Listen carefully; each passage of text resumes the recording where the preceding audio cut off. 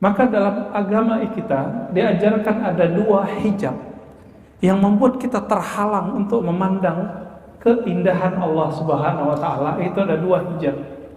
Yang satu namanya hijabuz zulmah. Hijab orang yang kenal Allah itu yajma' baina khairil fariqain. Mampu menggabungkan, nggak ada Pak kita yang dijamin. Bedanya kalau ustadz, guru, syekh, muallim bermaksiat lebih besar dosanya daripada orang awam. Cuma kalau ulama itu maksiat dan dia tahu cara pulang, makomnya cepat naik. Untuk teman-teman yang menonton kajian ini, jangan lupa bersalawat kepada Nabi kita Rasulullah Muhammad sallallahu alaihi wasallam. Allahumma salli ala Muhammad wa ala ali Muhammad. Qala Ibnu Athaillah Sakandari qaddasallahu sirrahu, Imam Ibnu Athaillah yang wafat 709 Hijriah mengatakan, ma taraka minal jahli syai'an. Jadi ciri-ciri orang yang tidak kenal Allah ini ada di sini. Kita kenal Allah atau tidak? Nanti dijawab di sini. Ma taraka minal jahli syai'an. Tidaklah seorang hamba meninggalkan lingkaran kejahilan. Apa ciri-cirinya? Selama man arada an yuzhira fil waqti ghayra ma azharahu Allah fi. Selama hamba itu menginginkan sesuatu terjadi sedangkan Allah belum menginginkannya. Artinya keinginan dia tidak selaras dengan keinginan Allah. Saya mau tanya dari hati paling dalam Pak, ini iman kita. Virus Corona, COVID-19 ini kehendak Allah atau bukan? Kehendak Allah, berarti ahlus sunnah sudah. Yang mengatakan bukan kehendak Allah bukan ahlus sunnah. Ya, kita sebut qadariyah, bukan qadiriyah. Ya. Qadiriyah pengikut Syekh Abdul Qadir Jilani ahlus sunnah. Kalau qadariyah yang menolak takdir, pengikut Amr bin Ubaid, dia dulu pernah belajar kepada Sayyidina Hasan al-Basri, muridnya Ali bin Abi Thalib juga. Jadi Hasan al-Basri murid Ali, punya murid Amr bin Ubaid, tapi berkhianat kepada gurunya. Namanya Amr bin Ubaid. Sehingga Ibnu Umar mengatakan, inni bari'um minhum, aku terlepas daripada mereka. Bahkan Al-Haris Al-Muhasibi yang punya ayah Qadariyah, dia tidak mau menyolatkannya karena bagi dia kafir, menolak rukun iman yang ke-6. Ada sampai begitu ya. Tapi Imam Abul Hasan Al-Ash'ari mengatakan tidak sampai kafir, dia cuma sesat, dolal. Ya, wallahu ta'ala alam. Jika memang virus ini, bahkan mungkin setelah 2 tahun, 3 tahun kita lagi asik-asik, tenang-tenang, udah bebas, sudah dapat vaksin, mungkin muncul lagi, siapa tahu. Kita kan nggak ngerti ya. Tapi dari prediksi orang-orang yang sudah biasa berhadapan dengan ini, mereka mengatakan nanti juga akan ada lagi. Lalu kita berkeinginan agar terbebas dari virus ini secepatnya, sedangkan Allah belum menginginkannya. Nah, ini termasuk orang-orang yang belum keluar dari lingkaran kejahilan, tidak mengenal Allah Subhanahu wa taala. Bahwa Allah jika berkehendak ya suka-suka dia. Begitu, ya.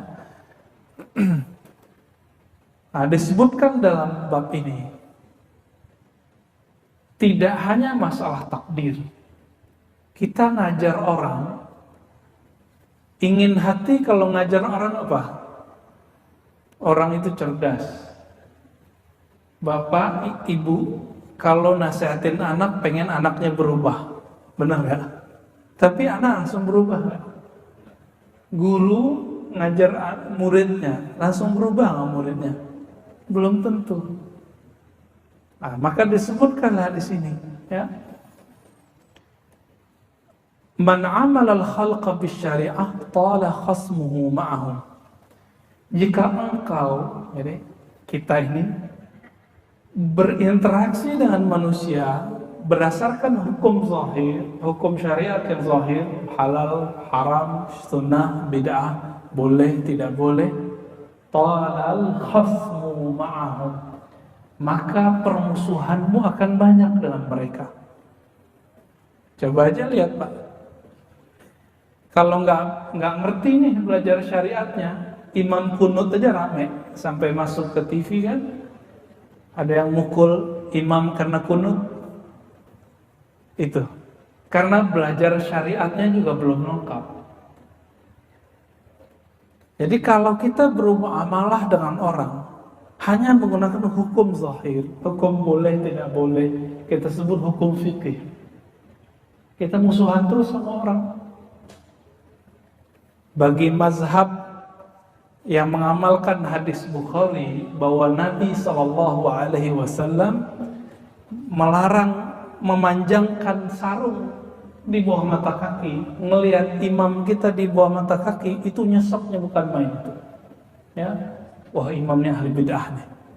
Sebaliknya, para imam yang mengerti hadis ini membaca hadis Bukhari juga bahwa Nabi pernah sholat sarungnya di bawah mata kaki. Ya ketawa ngeliatin orang yang celana dan sarungnya jingkrang. Akhirnya sama-sama bermusuhan. Maka beliau kasih jalan keluar. Apa jalan keluarnya? Wa man amanahum bil haqiqah adzarahum. Siapa yang berinteraksi dengan manusia, dengan orang lain bil haqiqah, dengan pandangan hakikat. Apa itu pandangan hakikat? Memandang bahwa semuanya digerakkan oleh Allah Subhanahu wa taala, adzarahum. Pasti dia ada kemudian akan menerima uzur mereka. Misalnya ketika imam berkunut, saya nggak kunut, saya mengatakan, oh mungkin imam mengamalkan hadis yang dianggap sahih oleh Imam Syafi'i. Kalau saya berkunut, imam saya nggak kunut, apa yang saya katakan? Oh mungkin imam saya ini mengikuti pendapat Imam Ahmad yang mendhaifkan, menilai lemah hadis kunut salat subuh. Beres semua. Selesai itu ya. Cuma orang kan tidak mau. Ya, itu masalahnya. Orang maunya apa yang dia dengar itu yang benar. Nah, itu yang disebut muamalah bizahir syariah. Interaksi dengan orang tapi hanya dengan zahir-zahirnya saja. Lalu ditambahkan di situ, wal wajib ayu amilahum fi zahir bisyari'ati fayudzakiruhum.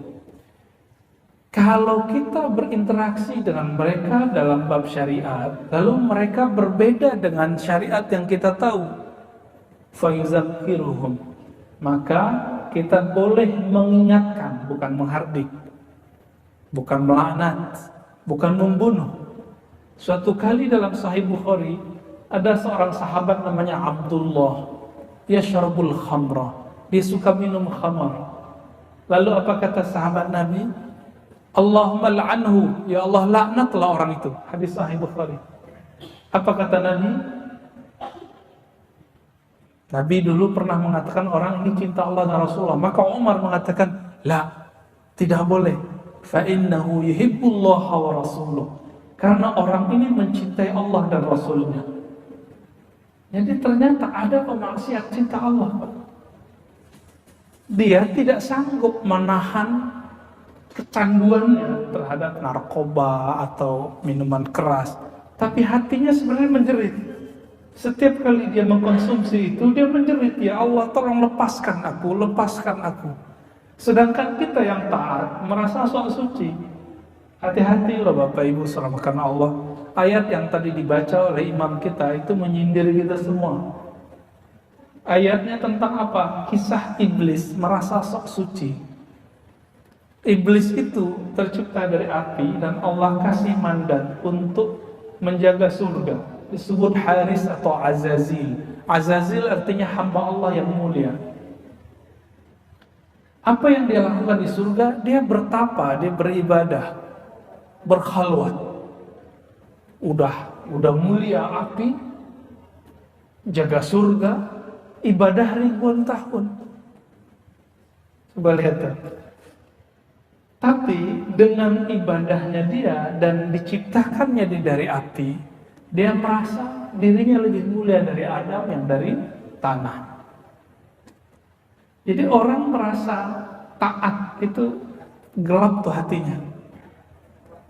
Maka dalam agama kita diajarkan ada dua hijab yang membuat kita terhalang untuk memandang keindahan Allah Subhanahu wa taala. Itu ada dua hijab. Yang satu namanya hijabul zulmah, hijab kegelapan, itu maksiat. Yang kedua hijabul anwar, hijab cahaya. Hijab cahaya itu ditandai dengan taat, sedekah, tahajud, sholat jamaah, pengajian, penampilan-penampilan sunnah, pakaian-pakaian syar'i. Itu hijab, Pak. Hijab apa? Kalau saya merasa soleh, saya terhijab. Apa arti hijab? Terhalang dari Allah Subhanahu wa ta'ala. Kalau saya merasa suci dengan taat itu, hijabnya bertambah lagi. Nah, ini yang terjadi pada iblis. Maka iblis itu udah diabadikan ya, laknatullah alaih, Allah melaknatnya. Adapun yang kedua, hijab zulmah, hijab kegelapan tadi. Hijab kegelapan ini ketika orang maksiat.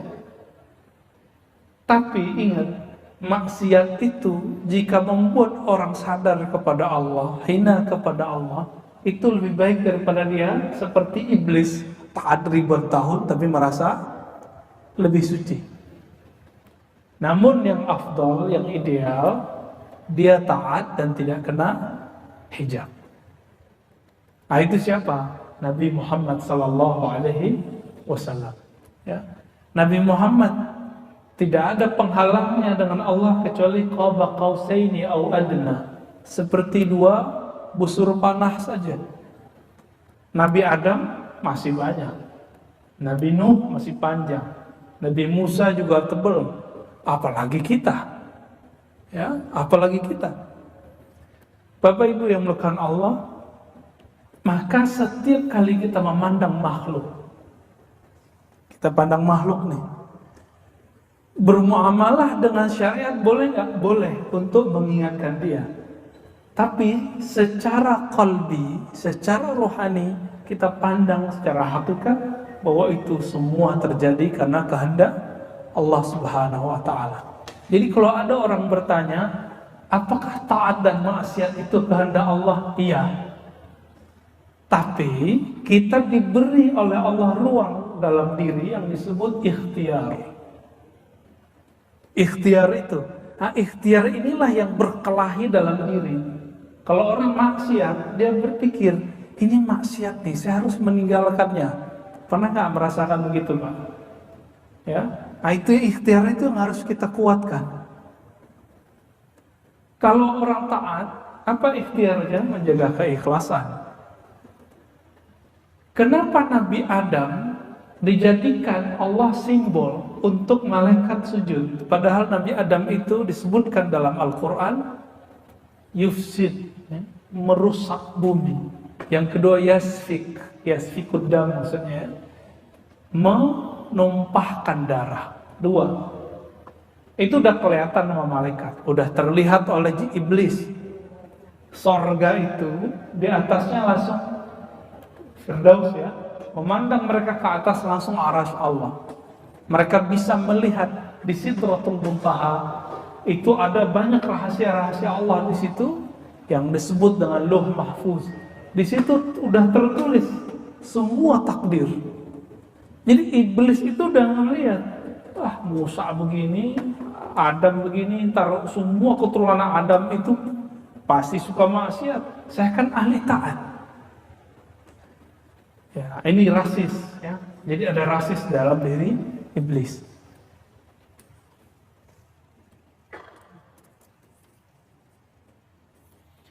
Maka di sini dikatakan min adabil arif al-haqiqi ayyuqirral asya fi mahalliha.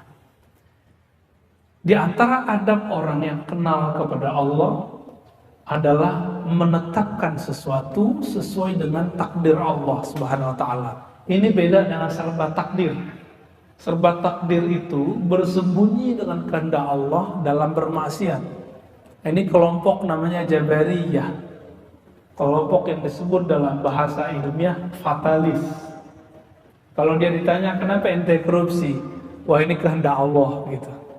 Kenapa kamu maksiat, wah ini kehendak Allah. Nah, ini nggak benar. Ngomong begitu cuma boleh di kolbu. Secara hukum akli tidak boleh. Kita ngomong nggak boleh. Kenapa? Karena melanggar hukum syariat. Kenapa al-halaj? Tahu al-halaj? Mirip kalau di negeri kita seperti Syekh Siti Jenar. Al-halaj wafat tahun 309 Hijriah. Kenapa ia kemudian divonis hukum? Karena dia melanggar adab-adab syariat. Jadi secara fikih dia benar. Tapi secara hakikat, secara fikih dia salah, secara hakikat dia salah, dia benar ya. Hal ini yang perlu kita ketahui sehingga kita mampu melihat sesuatu secara bijak. Wa yusayyiru ma'aha ala sayriha, membiarkan sesuatu mengalir sesuai dengan jalur takdirnya. Nah, ini yang disebutkan oleh Imam Ibnu Athaillah tentang ciri-ciri orang yang kenal Allah Subhanahu wa ta'ala. Nah, maka Sayyidina Umar ketika melihat ada orang yang mabuk-mabuk tadi, Sayyidina Umar itu kalau melihat ada orang mabuk itu dipukul olehnya, dijilid 40 kali Pak. Yang kedua 40 kali, yang ketiga 80 kali. Tapi Umar tidak pernah mau hardiknya. Umar tidak pernah mengatakan ente terlaknat. Beda dengan kelompok yang kecil yang tadi mengatakan Allahumma la'anhu, ya Allah laknatlah peminum khamar ini. Tapi Sayyidina Umar tidak pernah melaknatnya karena beliau mendengar langsung Rasulullah mengatakan fa'innahu yuhibbullaha wa rasulah, karena dia mencintai Allah dan Rasulnya. Jangan-jangan pemaksiat yang selama ini kita hina itu lebih mulia daripada kita hatinya ya. Masih ingat kisah perempuan Bani Israel yang Allah ampuni cuma karena dia memberi minum anjing? Kalau ngasih minum anjing aja bisa diampuni Allah, apalagi dia bantu makhluk Allah ya. Anjing hina atau terpuji ya, yang dalam pikiran kita nih alam bawah sadar hina, najis. Najisnya bukan najis biasa. Najis dalam mazhab Syafi'i disebut mughallazah, najis berat. Tapi cuma dengan memberi binatang yang najisnya berat itu dia diampuni oleh Allah Subhanahu wa taala. Masih ingat lagi laki-laki yang membunuh 99 orang, lengkap 100 orang dengan ahli agama yang mengatakan ente nggak bisa diampuni Allah. Lengkap sudah dibunuh 100.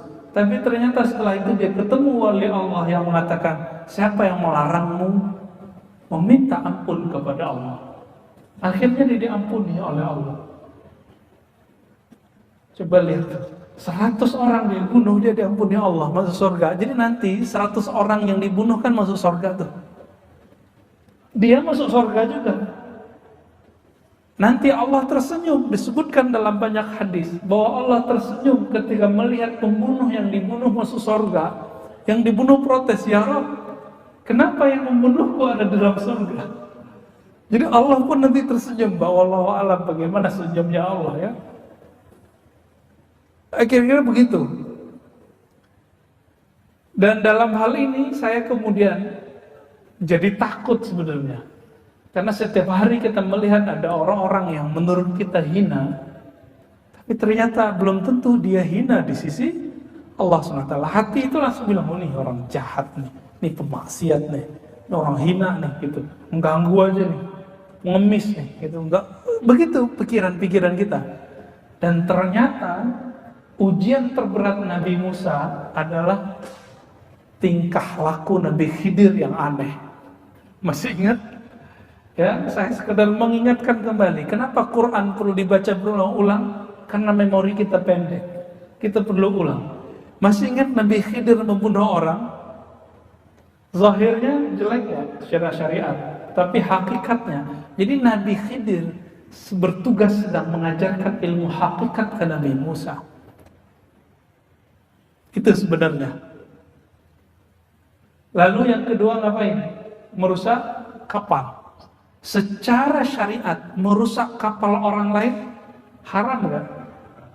Tapi kalau nggak dirusak, semua penduduk kampung itu yang laki-laki mati semua antara esok. Berarti perempuan-perempuan janda semua, anak-anak jadi yatim semua. Cukup dengan merusak sedikit kapal, satu kampung beres, satu kampung selamat.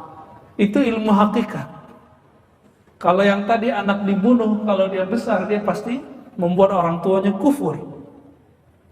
Nah, tadi disebutkan dalam ayat yang dibaca imam kita tadi.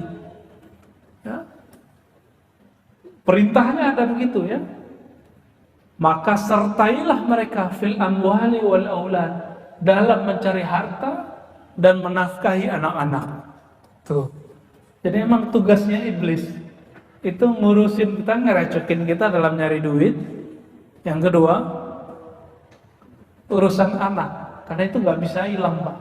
Banyak orang hilang idealisnya, hilang kemurnian kalbunya cuma karena dia ingin menafkahi anaknya yang nangis-nangis minta duit atau minta kuliah, minta beli ini dan itu.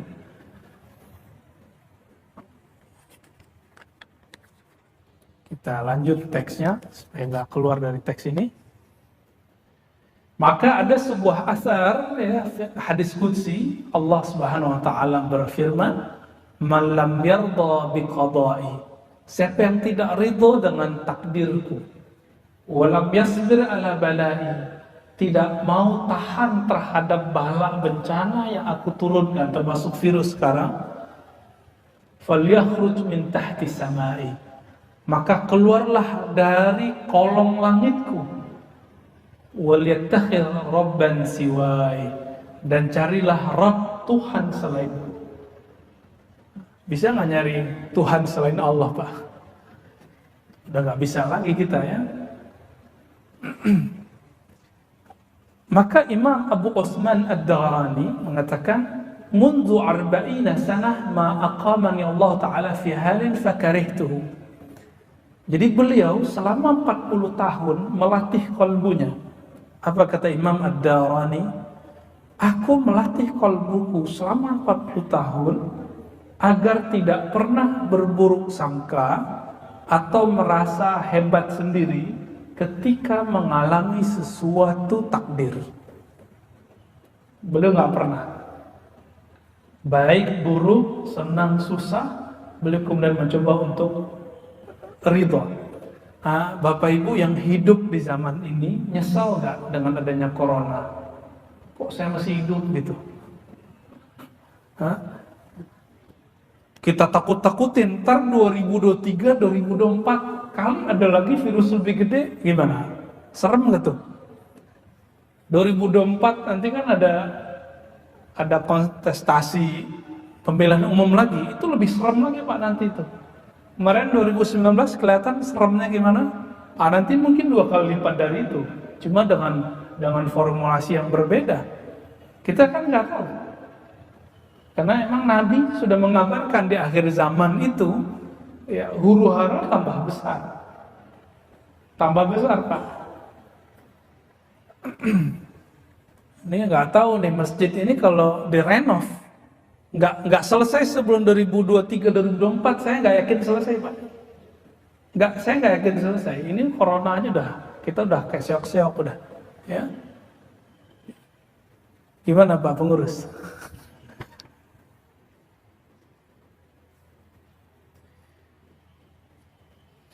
Oleh karena itu, Imam pensyarah kitab ini yang bernama Ibnu Ajibah, apa kata beliau? Orang yang kenal Allah itu yajma' baina khairil fariqain. mampu menggabungkan dua perspektif ini. Di saat dia mengalami kebaikan, dia bersyukur, dan saat dia mengalami keburukan, dia bersabar. Di saat dia taat, dia mensyukuri taatnya. Di saat dia maksiat, dia tobat dari maksiatnya. Ciri-ciri orang yang arif, yang mengenal Allah, kalau maksiat tahu cara tobat. Kalau orang tidak kenal Allah, kenal maksiat, ya sudahlah maksiat aja, gitu. Ya sudahlah kecemplung sekalian. Nah ini nggak tahu cara pulang. Ini bahaya orang awam bermaksiat. Oleh karena itu Imam Abu Yazid atau Junaid ditanya, hal yaznil wali? Apakah wali Allah berzina? Ada Pak pertanyaan begitu? Apa jawaban beliau? Zalika qadrullah ma syaa qaddar, ma qaddarallahu qaddar. Ya. Itu adalah kehendak Allah. Apa yang Allah kehendaki pasti terjadi. Maksudnya, wali kalau melihat itu, dia tidak melihat itu perbuatan iblis, enggak. Tapi dia menganggap itu kesalahan saya cepat pulang kepada Allah. Kalau orang tidak kenal Allah, dia maksiat, yang dia kutuk siapa? Setan. Wah, dasarnya setan nih, gitu. Dia salahkanlah temannya, dia salahkanlah orang yang mengajaknya maksiat. Enggak, kalau orang kenal Allah, dia kemudian menyalahkan dirinya dan dia pulang kepada Allah. Gitu. Ya, jadi mohon maaf ya.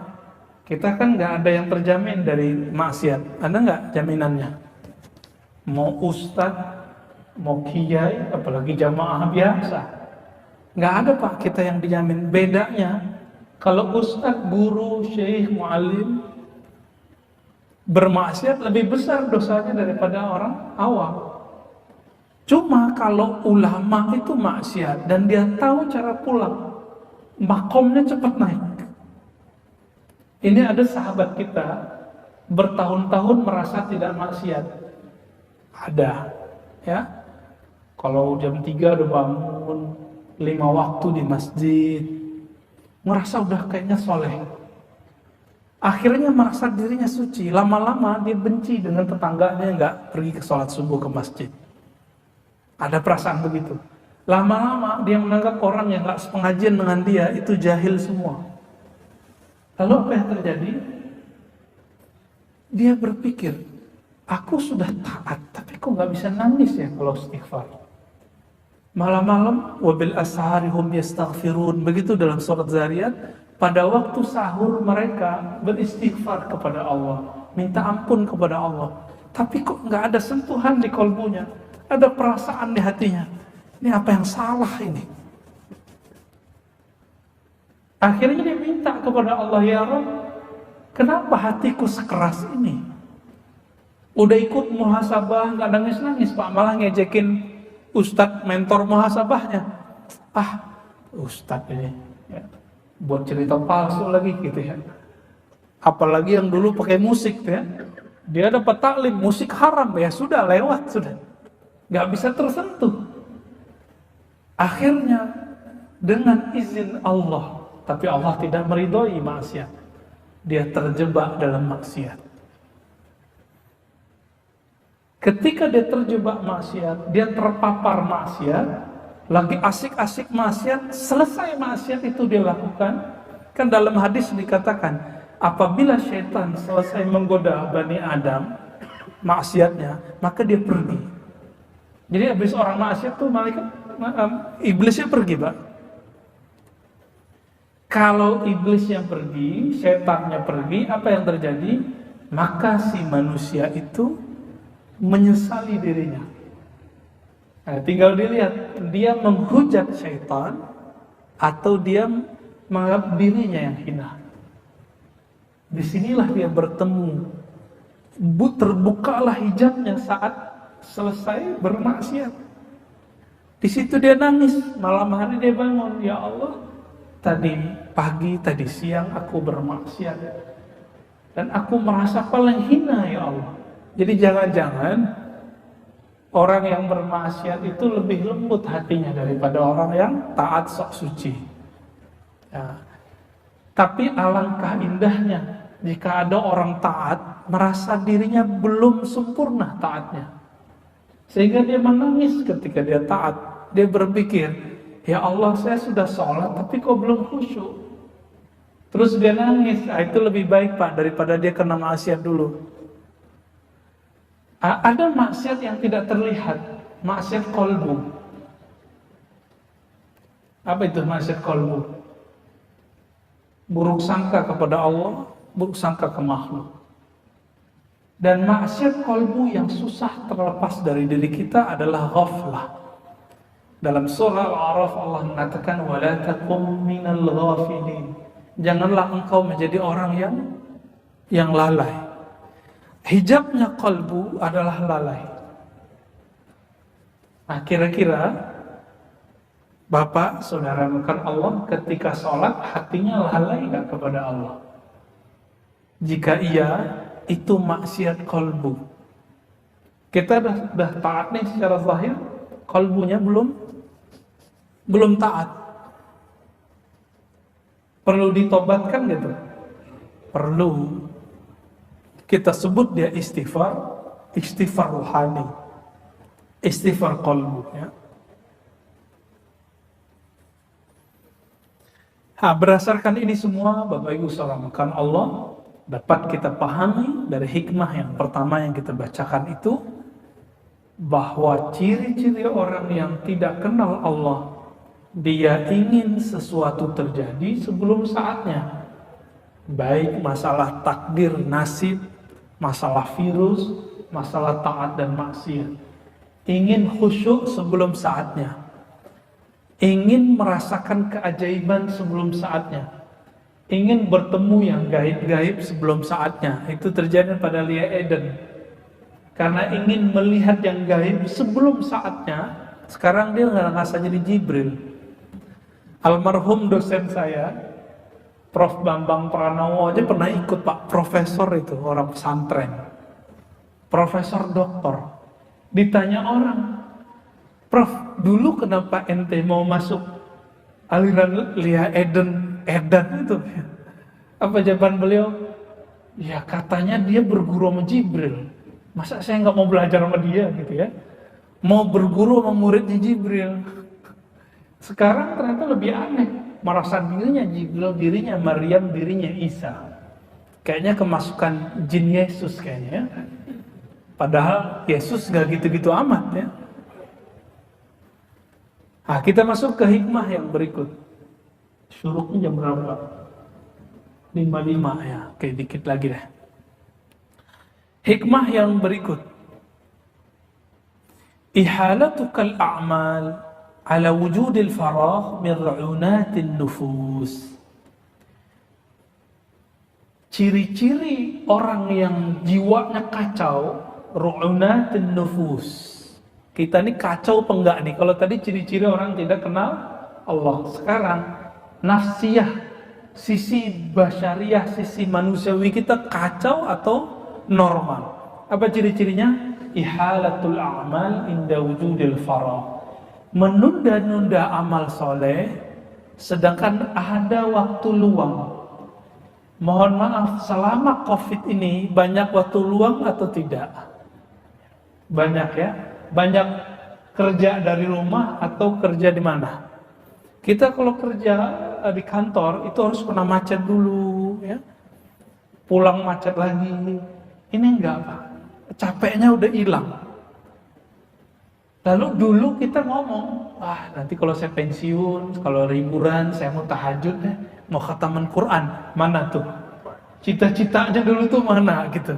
Jangan diundur lagi Pak, mumpung COVID masih ada, coba deh. Buat sholat sunnah jamaah di rumahnya, ya. Hidupkan sholat tasbih di rumahnya.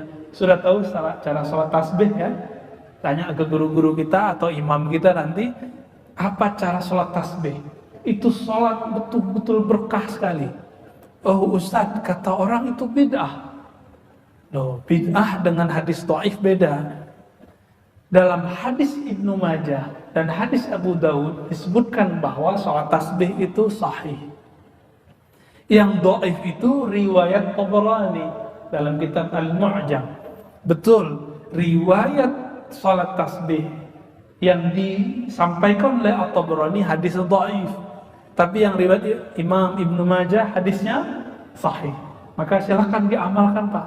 Gak sanggup tiap hari sekali seminggu, gak sekali sebulan, kalau gak sekali seumur hidup. Itu sedekahnya badan itu, sholat tasbih itu. Karena bacaannya ya kalau dikumpulkan ya 300-an. Itu sama dengan semua sendi kita. Sendi kita semuanya 300-an, 360-an lah. Coba nanti pulang ke rumah, beri cahaya lampu rumahnya dengan cahaya tasbih. Kalau Bapak dibukakan mata kalbunya, mata batinnya, itu kelihatan Pak. Cahaya itu naik ke atas itu. Cuma kita kan gak lihat. Ini masjid ini setiap saat, setiap kali 5 waktu, itu malaikat-malaikat mulai cahaya naik. Cuma ada ya cahayanya redup di tengah jalan. Mungkin lagi ria orangnya, atau lagi kesel imamnya kunut gitu ya. Atau ada merasa dirinya lebih benar dari yang di samping, itu nggak naik ke atas. Sama sekali nggak naik. Cuma kita kan nggak dikasih lihat. Tapi Bapak Ibu dikasih rasa. Habis assalamualaikum perasaannya nyaman atau perasaannya gelisah. Kalau gelisah sholatnya habis dilemparin balik tuh Pak. Nih sholat kau gitu ya. Gitu ya Pak di Aceh ya. Dilempar. Baik. Jadi ciri-ciri orang yang kacau rohaninya suka mengundur-undur amal soleh. Ya, jangan nunggu pensiun lagi. Ini COVID ini udah semi pensiun kita nih semua.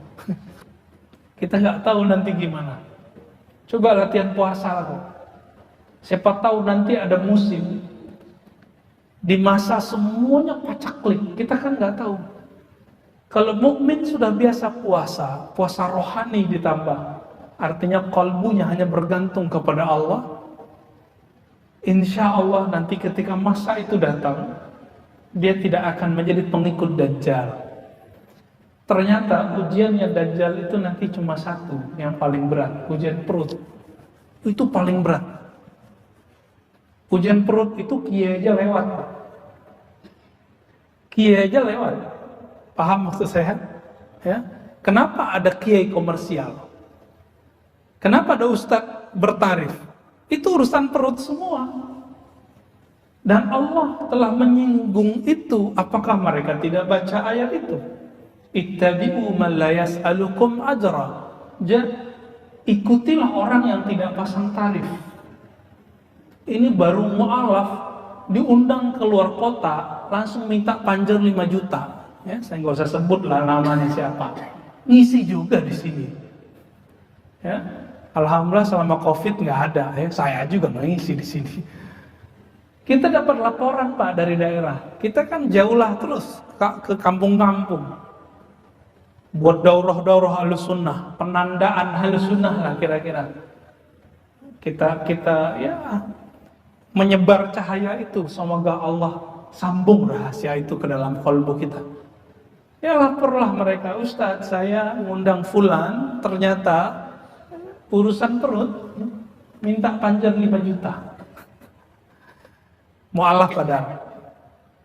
Kita yang dari dulu ngaji, nggak berani Pak panjar-panjar. Ya. Kita cukup Allah aja yang panjar. Semoga itu jadi jaminan kita bisa disebut da'i ilallah. Pendakwah kepada Allah, bukan da'i ilal fulus. Ya. Da'i ilal butun. Ya, ke perut, bukan. Nah ini berat. Ujian perut itu berat sekali. Ini yang dikatakan oleh Imam Syarqawi dalam Syarah Al-Hikam, kitab yang lain. Asyuhrah qabla al-kamal samun qatil. Ingat nih kalimat ini. Populer, terkenal sebelum matang rohaninya, itu bisa membunuh kalbunya. Nggak punya hati nanti. Nggak punya hati sama sekali.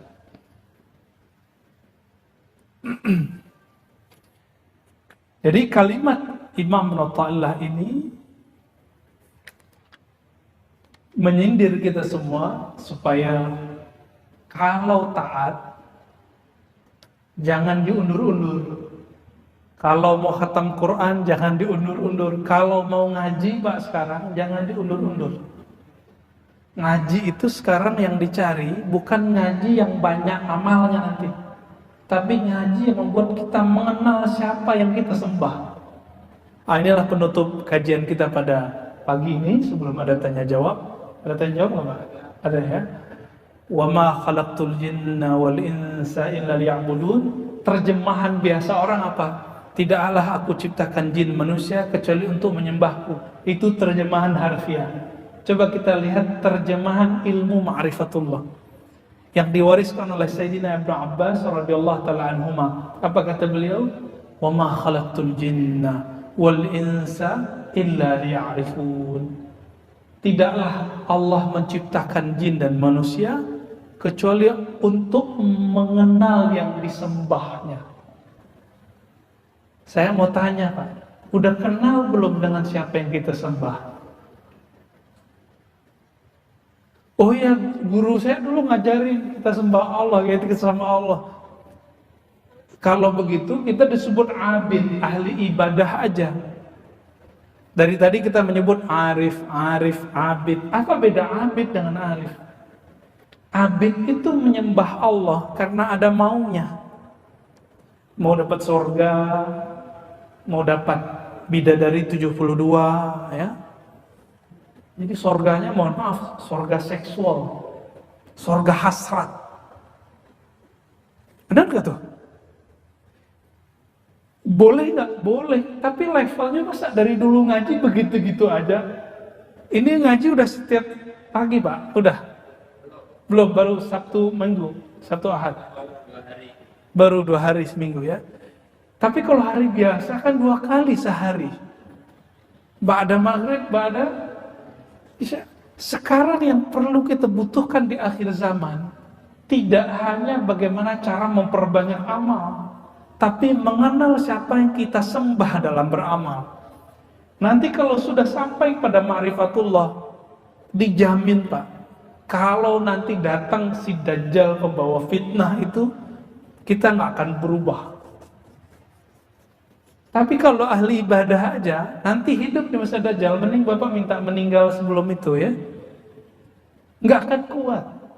Urusan perut ya.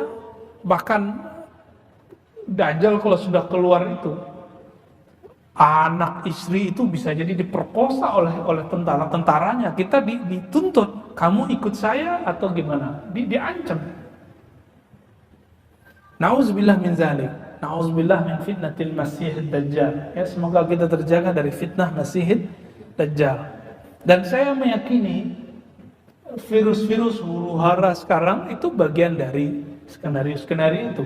Tapi saya nggak mau seperti kawan-kawan kita yang terlalu buru-buru mengatakan Dajjal sudah keluar, Mahdi sudah keluar ya. Itu sama dengan menghendaki sebelum Allah menghendaki. Udah jalani aja gitu. Kira-kira begitu. Jadi menyembahlah kepada Allah, lalu kenallah Allah yang kita sembah. Nah, kalau sudah kenal gak akan lagi berubah tuh imannya. Insya Allah. Ini yang dikatakan oleh Heraklius ketika ditanya oleh Sufyan. Apa kata Heraklius? Adakah umat Muhammad yang murtad? Apa jawaban Sufyan? Tidak. Lalu Heraklius mengatakan, betul. Jika iman nurnya telah masuk ke relung-relung kolbu, dia tidak akan pernah keluar. Maka dalam bab akidah, siapa yang benar-benar mukmin tidak akan pernah murtad. Tapi kalau dia baru level muslim, pasti bisa murtad. Mungkin murtadnya bisa bolak-balik 1000 kali. Ya. Kira-kira itu Bapak saudara makan Allah.